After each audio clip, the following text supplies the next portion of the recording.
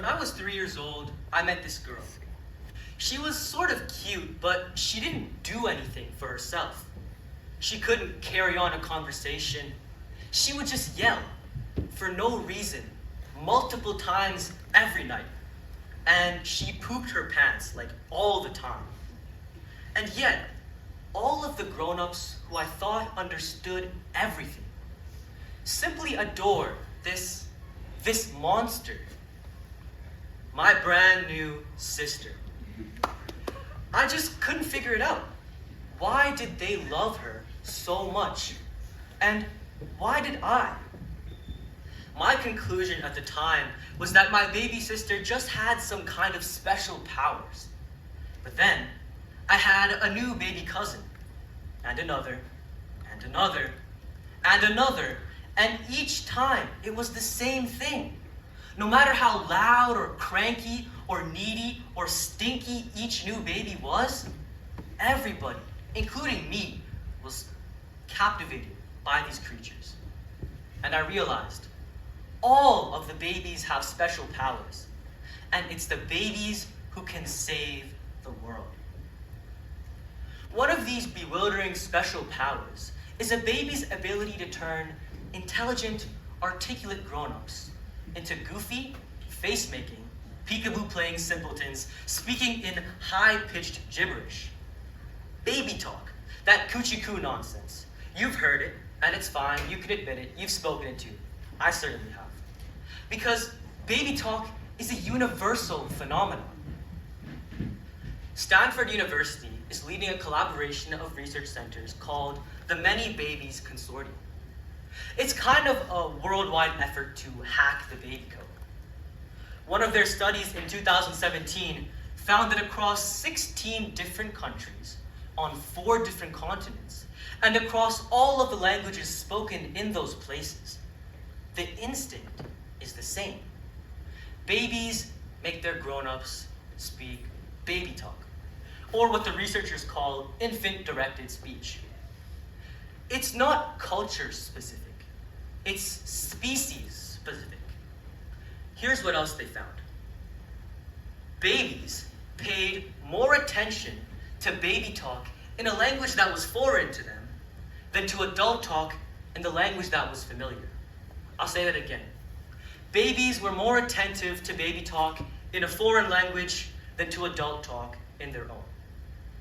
So, while child education experts have been studying which strategies and manners of speaking to babies best achieve language fluency and literacy, maybe baby talk research is telling us that when we speak to babies, it isn't the transmission of words that's most important, but the transmission of feelings. It's not, I want you to understand, but I want you to feel understood. I want you to feel safe. I want you to feel loved. I want you to feel happy. And babies do have the power to evoke these feelings out of us, don't they?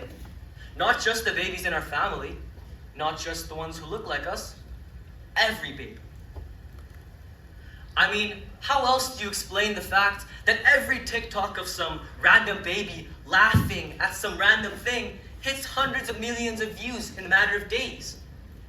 Babies have the power to access our inherent code, our drive as a species to ensure new humans thrive. We feel joy when we see and hear their joy. We're excited by their curiosity when they discover things about themselves and about the world around them. We have an innate drive to love and protect babies unconditionally. And babies figure, this must be how humans care for each other, unconditionally. Until we teach them that there are conditions. They learn from fairy tales and children's movies that heroes must fall in love with fair-skinned princesses with delicate features, and that darkness or pronounced features are the markings of villains. They learn from overhearing seemingly benign patriotic political speeches that theirs is the best country in the world. So other countries, and other people are less than the best. They learn that if they find comfort with a raggedy old blanket or a stuffed animal, this love will be understood, nurtured, and even celebrated. But later, if they grow intimate feelings for the wrong category of person, that love may not be. They learn from their parents that curiosity is a good thing if it means taking apart an old toy to find out where the music comes from, or combining ingredients from a pantry to see how they react chemically. But curiosity is not good if it means approaching a stranger who is too different from us. In a city square in Edmonton where I live, there used to be a red piano. Occasionally, on a summer walk with my family, I'd see an Indigenous man playing that piano. His own compositions, in fact, just beautifully. His hands were calloused. His clothes were tattered, the same clothes I'd seen him wear in the previous time. He lived rough on the streets. One day, my dad, maybe hoping to get an answer that would inspire me to practice piano more, he asked the man, "When did you fall in love with the piano?" And the man said, I don't really love the piano. It's just that when I play it, people actually look at me. You came to talk to me. But when I was sitting over there, people just walk by and try to look the other way. If their kids smile at me, or even glance, their parents say, "Don't stare, it's rude. Look straight." He just wanted to be acknowledged, for people to be curious about him as a human being. Someone took this video of him and put it on YouTube. It hit 31 million views, reached all over the world. It was called "Street Person Plays Piano Beautifully." And when he died, 4 years later, it was reported by every major Canadian news outlet. Even the BBC picked up the story in the UK. They called it "Canada's Homeless Piano Player Dies at Age 46. He wasn't Canada's homeless piano player. He was Ryan Arcand, a man from Alexander First Nation who shouldn't have required prodigious musical talent for his life or his death to matter, to deserve a hello or a good morning from passers-by, or a smile or a question from a naturally curious child. He just wanted to exist to people, for us to want him to be safe, to want him to feel loved, to want him to feel happy. All of the messages that baby talk conveys.